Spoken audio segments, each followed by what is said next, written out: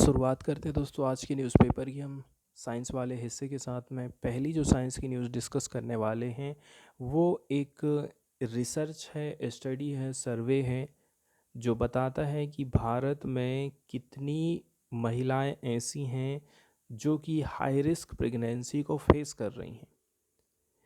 इसमें बताया जा रहा है कि लगभग 50% जो प्रेगनेंसीज है इंडिया में वो हाई रिस्क की कैटेगरी में उनको रखा जा रहा है। एग्जाम्पल के तौर पर यदि हम बात करें, जैसे कि सन 2024 की हम बात करें या फिर 2023 की बात करें, 2023 में यदि 100 महिलाएं गर्भ धारण करती हैं, प्रेग्नेंट होती हैं, तो उनमें से 50 महिलाएं ऐसी हैं जो कि हाई रिस्क की कैटेगरी में आ रही हैं।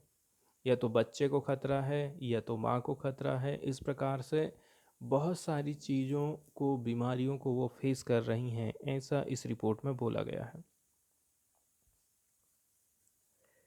एंड यदि हम स्टेट वाइज बात कर लें, समरी के हिसाब से बात कर लें, तो जो प्रिविलांस रहा है मतलब जो लक्षण रहा है, प्रचलन जो हमको दिखाई दे रहा है रिस्क प्रेगनेंसीज का, वो हाईएस्ट रहा है मेघालय में 67%, मणिपुर में है 66, मिजोरम में है 62, तेलंगाना में 60। जबकि जो लोवेस्ट रहा है 33%, वो सिक्किम में था, उड़ीसा में 37%, छत्तीसगढ़ में 38% रहा है। High risk pregnancies to be high 849.4%। तो जो हाई रिस्क वाली प्रेगनेंसी बोला जा रहा है 49.4 पर हाई रहेगा बोला जा रहा है। एक स्टडी है जो कि एनालाइज करती है 24,000 प्रेग्नेंट वुमेंस के डाटा का। इसमें पता चला है कि जो लक्षण दिखाई दे रहे हैं हाई रिस्क प्रेगनेंसीज का, वो हाई कितना हो सकता है, 49.4 हो सकता है। सिंगल, मल्टीपल एंड यहाँ पर हम स्टेट वाइज डाटा की बातचीत करेंगे तो लगभग 33% pregnant women single high risk factor को फेस कर रही हैं, 16% ऐसी हैं जो कि मल्टीपल हाई रिस्क फैक्टर को फेस करती हैं। नॉर्थ ईस्टर्न स्टेट जैसे कि Meghalaya, Manipur, Mizoram and southern state of Telangana की बात करें तो मेघालय में 67 है, मणिपुर में 66 है, मिजोरम में 62 है, तेलंगाना में 60% है। यहाँ पर आपको हाईएस्ट लक्षण दिखाई देते हैं हाई रिस्क फैक्टर्स के, जबकि सिक्किम, उड़ीसा एंड छत्तीसगढ़ यहाँ पर लोवेस्ट लक्षण प्रिविलांस दिखाई दे रहे हैं हाई रिस्क प्रेगनेंसीज के। एक पत्रिका है ग्लोबल हेल्थ एंड इसको जारी कौन किया है, आईसीएमआरस का national institute for research and reproductive and child health in Mumbai. इसमें बोला गया है कि 33% जो मेघालय की महिलाएं हैं यहाँ पर highest frequency of multiple high risk factor देखने को मिला है। इसके बाद कौन है, followed by Manipur, Andhra Pradesh and Telangana. 33% के साथ मेघालय की महिलाओं में कई उच्च जोखिम वाले कारकों की आवृत्ति सबसे ज़्यादा देखने को मिली। इसके बाद मणिपुर, आंध्र प्रदेश, तेलंगाना का स्थान आता है। तो ये जो जानकारी हम देख रहे हैं वो रिसेंटली पब्लिश करी गई थी एक पत्रिका में, ग्लोबल हेल्थ में, और इसको प्रकाशित किया गया था आईसीएमआर के national institute for research in reproductive and child health Mumbai की ये बात है। एंड बोला जाता है कि जो स्टडी है इसने यूज़ किया था nationally representative cross sectional household survey, मतलब हमने NFHS 5 के डेटा को उठाया था सन 2019 से लेकर के 2021 तक का। वैज्ञानिक लोगों ने यूनिट लेवल डाटा का इस्तेमाल किया था डेमोग्राफिक हेल्थ सर्वे प्रोग्राम के लिए, और बोला जा रहा है कि 28,400 करेंटली जो प्रेग्नेंट वुमेन है जिनकी उम्र 15 से 49 ईयर्स है, यहाँ से डेटा उठा करके निकाला गया है। इनमें से 23,000 महिलाएं ऐसी हैं जो कि वो प्रेग्नेंट थी at the time of survey, were included in the analysis. तो इनमें से 23,853 जो महिलाएं हैं जो कि उस टाइम पीरियड में, सर्वे के टाइम में प्रेग्नेंट रही थीं, उनको इसमें इंक्लूडेड किया गया था एनालिसिस के लिए। जबकि 12,183 मतलब 50% of pregnant women had no high risk factor. इसमें से 50% ऐसी हैं जिसको कोई हाई रिस्क फैक्टर नहीं है, लेकिन 49.4% प्रेग्नेंट वुमेन ऐसी हैं जिसको एक एक कोई रिस्क है या फिर और भी ज़्यादा हाई रिस्क फैक्टर हैं, and were categorize as high risk pregnancies, और इसलिए हम इनको हाई रिस्क प्रेगनेंसीज की कैटेगरी में डाल दिए हैं। इसके साथ ही साथ में जो गरीब महिलाएं हैं, साथ ही साथ में जिनको एजुकेशन अच्छे से नहीं मिल पाया है, ज़्यादा उनको एजुकेशन नहीं मिल पाया, ज़्यादा शिक्षित नहीं हो पाई हैं, और अभी भी जागरूकता की कमी के चलते चलते वो और भी ज़्यादा वल्नरेबल हो जाती हैं, और भी ज़्यादा उनको रिस्क बढ़ जाता है, ऐसा राइटर का कहना है। स्टडी में ये पता चला है कि ऐसी प्रेग्नेंट वुमेन एंड जो कि वल्नरेबल पॉपुलेशन से आ रही हैं, जैसे कि गरीब महिलाएं हैं एंड ऐसी महिलाएं जो कि ज़्यादा पढ़ी लिखी नहीं हैं, यहाँ पर ज़्यादा पॉसिबिलिटी रहती है कि इनको कोई एक रिस्क रहेगा या फिर एक से ज़्यादा रिस्क फैक्टर रहते हैं प्रेगनेंसी के लिए। वहीं यदि हम लीडिंग हाई रिस्क फैक्टर्स की बात करें तो उसमें क्या क्या होता है। पहले नंबर की तो बात यह है short birth spacing. Short birth spacing का मतलब ये है कि हम उस टाइम पीरियड की बात कर रहे हैं, उस अंतराल की बात कर रहे हैं between the last birth to the time of current conception being less than 18 month. तो कुल मिलाकर के यहाँ पर अंतराल कितना रख रहे हैं आप नेक्स्ट प्रेगनेंसी के लिए, जितना कम रहेगा उतना ज़्यादा रिस्क बढ़ते जाएगा। 18 महीने से यदि ये कम है तो रिस्क ज़्यादा बढ़ जाता है। इसके अलावा जो एडवर्स बर्थ्स आउटकम हैं, जैसे कि मिसकैरेज हो जाना, एबॉर्शन हो जाना, और still birth, and finally women whose most recent delivery was a caesarean section. अब इसका जो बुरा असर, जैसे कि सेकंड नंबर का जो फैक्टर आ रहा है वो ये कह रहा है कि जैसे कि बच्चे का जन्म होना चाहिए था लेकिन रिजल्ट अच्छा नहीं रहा, जैसे कि मिसकैरेज हो गया, एबॉर्शन कराना पड़ गया, ठीक है, या फिर finally women whose most recent delivery was a caesarean section, या फिर सीजेरियन के माध्यम से डिलीवरी हुई है, तो ये भी काफ़ी हाई रिस्क वाले फैक्टर के अंतर्गत आ जाते हैं। अब हम बात करते हैं गर्भवती माता को लेकर के, एंड इसमें बोला जा रहा है कि हमने एज इंक्लूड किए हैं 15 से लेकर के 17 साल की, and women older than 35 years, दो category, and pregnant women who are short, जिनकी हाइट 140 सेंटीमीटर से कम है, and higher body mass index over 30।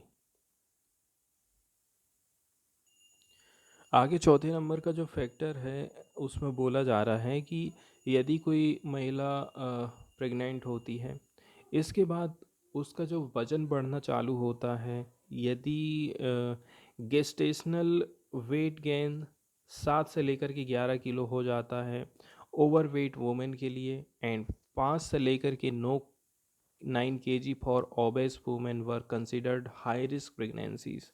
तो यहाँ पर बताया जा रहा है कि मोटापे से जो ग्रस्त महिलाएं हैं उनका वजन यदि 5 से 9 किलो तक बढ़ जाता है ना, तो यहाँ पर भी प्रेगनेंसी में रिस्क आना चालू हो जाता है।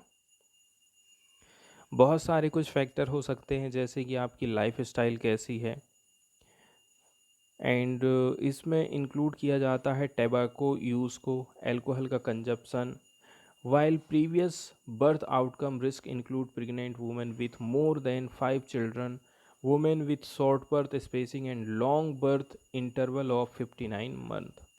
मतलब कम गैप होना, ज़्यादा गैप हो जाना, तंबाकू का उपयोग करना, अल्कोहल का उपयोग करना। यदि आपका जो प्रीवियस प्रेगनेंसी है वो सक्सेस नहीं रहा है तो वो भी रिस्क का कारण बन सकता है। And previous birth outcome risk factor के बारे में भी यहाँ पर चर्चा करी जा रही है बार बार। एंड कुछ महिलाएं ऐसी होती हैं जिनको प्रीटर्म डिलीवरीज करवाना पड़ जाता है, समय से पूर्व बच्चे का जन्म हो जाता है। कुछ महिलाएं ऐसी हैं जिनका मिसकैरेज हो गया है, एबॉर्शन कराना पड़ गया है। तो ये ये सारी जो चीज़ें हैं ना, प्रीवियस बर्थ आउटकम, ये भी रिस्क फैक्टर का कारण बन जाते हैं। इसके बाद अगली जो स्टडी सामने आई है वो स्मोकिंग से रिलेटेड आई है। और स्मोकिंग हमारे इम्यून रिस्पॉन्स के ऊपर किस प्रकार से प्रभाव डाल सकता है, और इम्यून सिस्टम का सीधा सीधा संबंध रहता है, हमारा शरीर रोगों से लड़ाई लड़ सकता है कि नहीं लड़ सकता है। यदि हमारा इम्यून सिस्टम मजबूत है, इसका मतलब ये है हम रोगों से लड़ सकते हैं। स्मोकिंग का लास्टिंग इफ़ेक्ट हमको देखने को मिलता है स्पेसिफिक ह्यूमन इम्यून रिस्पॉन्स में, persisting long after quitting, reports a paper in Nature this week. तो बोला जा रहा है कि यदि आपने ये धूम्रपान छोड़ भी दिया है ना, इसके बावजूद भी लंबे समय तक इसका असर बना रहता है। ये जो स्टडी आई है जो कि इन्वेस्टिगेट करने का काम करती है बहुत सारे फैक्टर्स को जो कि कंट्रीब्यूट करते हैं हमारे इम्यून रिस्पॉन्स में क्या क्या परिवर्तन आ रहा है, एंड वो आइडेंटिफाई करने का काम करती है बॉडी मास इंडेक्स को, साथ ही साथ लेटेंट इन्फेक्शन ऑफ साइटोमेगालीवोरस, ये एक कॉमन वायरस है। एंड इन सबको मिलाकर के हम ये कहेंगे कि इन में क्या क्या चेंजेस आ रहा है, क्योंकि इनका असर सीधे सीधे हमारी इम्यून रिस्पॉन्सेस के ऊपर पड़ता है। एंड यहाँ से जो चीज़ें निकल कर के सामने आ रही हैं वो दृष्टि डालती हैं, रास्ता हमें दिखाती हैं कुछ फैक्टर्स के ऊपर। ठीक है, ऐसे फैक्टर पोटेंशियली अंडरलाइन कर रहे हैं रिस्क ऑफ डेवलपिंग इन्फेक्शंस, मतलब हमारी बॉडी में इन्फेक्शन डेवलप हो रहा है। एंड अदर जो इम्यून रिलेटेड इलनेस है जैसे कि कैंसर हो जाना, ऑटो इम्यून डिसीज़ हो जाना, इस प्रकार के लक्षण हमारी बॉडी में दिखाई देना चालू हो जाते हैं।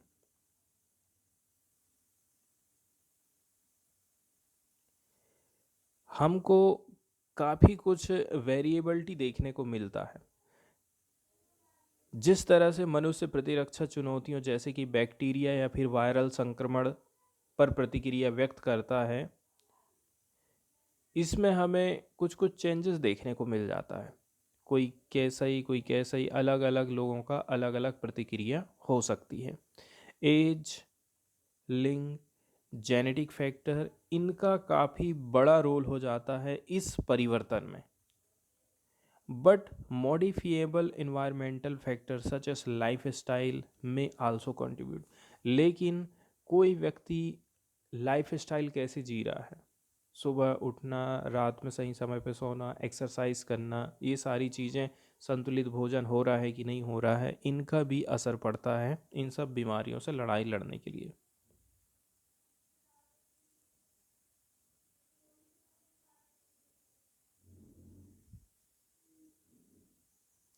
इसके बाद अगली जो साइंस की न्यूज़ यहाँ पर हम डिस्कस करने वाले हैं, पार्टिकुलरली हम सेरेंगेटी के जो जानवर हैं, वहाँ के जंगलों में जो पाए जाने वाले घास चरने वाले जानवर हैं, उनमें क्या समानता हमको दिखाई देती है, इसके बारे में ये स्टडी सामने आई है। तो काफ़ी लंबे समय से ये क्वेश्चन उठ रहा था कि जो सेरेंगेटी जेब्रा है एंड वाइल्ड बीस्ट है एंड गज़ेल हैं, ये लोग शेयर करते हैं लिमिटेड फूड रिसोर्सेस को। मतलब 2 किलोमीटर दूर एक चारागाह है, वहीं पर जाकर के जेब्रा भी चल रहा है, वाइल्डर बीस्ट भी चल रहा है। इस प्रकार से ये क्या काम कर रहे हैं, लिमिटेड फूड रिसोर्सेज को शेयर करने का काम कर रहे हैं। एंड ये लोग हमेशा सेम माइग्रेटरी रूट्स को फॉलो करते हैं। वैज्ञानिक लोगों ने यूज़ किया था एक न्यू डाटा का, ताकि वो बता सकें कि कैसे करके यहाँ पर बैलेंस हमको देखने को मिल रहा है स्पीसीज इंटरेक्शन में, एंड इकोलॉजिकल फैक्टर क्या है इस चीज़ को रेगुलेट करने वाला। उनका कहना है कि जो कंपटीशन है उसके चलते चलते zebra ahead of wild beast, Wilder beast से कहीं आगे कौन निकल जा रहे हैं, जेब्रा निकल जा रहे हैं। And wildebeest then eats plant in a way that facilitate the development of newer growth for the trailing gazelle. तो कुल मिलाकर के इनके खाने में थोड़ा सा यहाँ पर हमको सीक्वेंस नज़र आता है, जैसे कि सबसे शुरू में चला गया जेब्रा। अब जेब्रा आगे आगे क्यों जा रहा है, खाने को लेकर के कंपटीशन पैदा हो गया है। अब इसके बाद में जो वाइल्डर बीस्ट हैं वो घास चरना चालू करेंगे, और वो इस हिसाब से खाते हैं कि उनके पीछे जो लोग आ रहे हैं, आने वाले हैं, उनको भी कुछ हिस्सा मिल सके।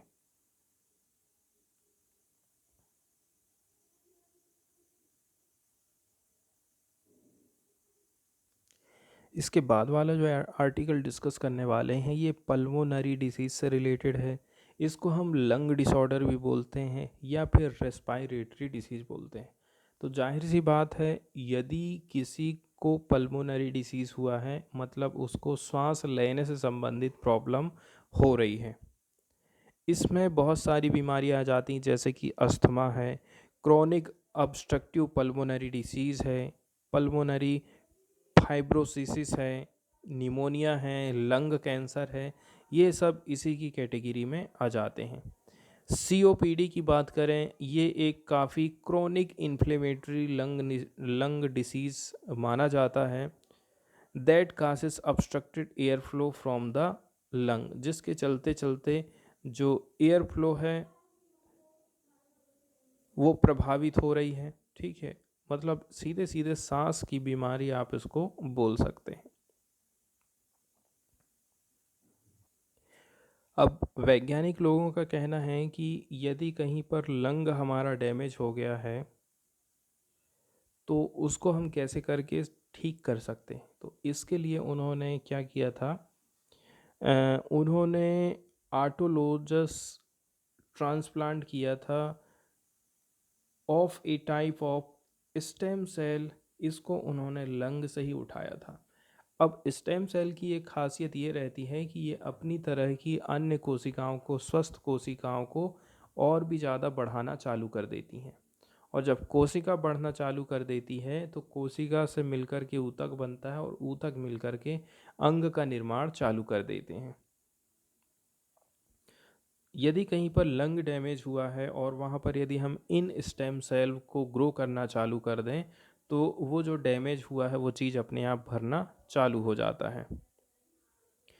जब ट्रांसप्लांट किया गया था तो लंग की जो एबिलिटी है जिसके माध्यम से वो एक्सचेंज कर रहा था गैसेस को, एंड साथ ही साथ पेशेंट का जो परफॉर्मेंस है वॉकिंग टेस्ट के दौरान में वो भी बढ़ गया था। जिस पेशेंट को थेरेपी रिसीव्ड हुई थी उसने इम्प्रूवमेंट दिखाया था gas transfer capacity of their lungs में 24 वीक्स आफ्टर द ट्रांसप्लांट। इसके बाद वाली जो न्यूज़ हम डिस्कस करने वाले हैं वो भारतीय ज्ञानपीठ पुरस्कार से रिलेटेड है। ज्ञानपीठ पुरस्कार दिया जाता है साहित्य के क्षेत्र में महत्वपूर्ण योगदान यदि कोई व्यक्ति देता है तो। ज्ञानपीठ अवार्ड की हिस्ट्री की यदि हम बात करें तो इसकी स्थापना 1965 में करी गई थी भारतीय ज्ञानपीठ के द्वारा। एंड जो ज्ञानपीठ अवार्ड है वो कहता है कि किसी व्यक्ति में आउटस्टैंडिंग कंट्रीब्यूशन उसने दिया है इंडियन लिटरेचर के लिए तो हम उसको ये पुरस्कार देंगे। तो देखा जाए अभी तक with A legacy spanning over 5 decade The award has celebrated the work of authors across various Indian language, reflecting India's rich linguistic and cultural tapestry. व्यक्ति ने इंडिया की rich linguistic and cultural tapestry को लोगों के सामने रखा है कि भारत की संस्कृति इतनी समृद्ध है, कल्चर इतनी समृद्ध है। इस पुरुष इस पुरस्कार के अंतर्गत 11 लाख का कैश प्राइज दिया जाता है एंड वाघ देवी की स्टैचू दी जाती है एंड सिटिटेशन है एंड प्रशस्ति पत्र है symbolising the highest honour in the Indian literature. Indian literature में ये हाईएस्ट ऑनर माना जाता है। तो इस बार सिलेक्ट किया गया है गुलजार को एंड जगत गुरु रामभद्राचार्य को। उन्होंने कंट्रीब्यूशन दिया है उर्दू के मामले में और इन्होंने दिया है संस्कृत लिटरेचर में। Marks the second time Sanskrit and fifth time Urdu has been recognise. कुल मिलाकर के बोला जा रहा है कि 5वीं बार उर्दू और सेकेंड बार संस्कृत लिटरेचर को कहना चाहिए सम्मानित किया जा रहा है। वहीं यदि हम कुछ और लैंग्वेज की बात करें कि किस लैंग्वेज में भी यदि आप योगदान देते हैं तो भी आपको ये अवार्ड मिल सकता है। इंग्लिश भाषा भी इसमें शामिल करी गई है एंड अदर इंडियन लैंग्वेज तो इसमें शामिल हैं ही। एंड ये जो अवार्ड है ओनली इंडियन सिटीजन के लिए ओपन है एंड हर साल इस अवार्ड को दिया जाता है। कैश प्राइस 11 लाख का है, प्रशस्ति पत्र मिलता है। ब्रॉन्ज का आपको क्या मिलेगी, रिप्लिका मिलेगी, प्रतिकृति मिलेगी, मूर्ति मिलेगी, मतलब सरस्वती जी की एक मूर्ति मिलती है ब्रॉन्ज की।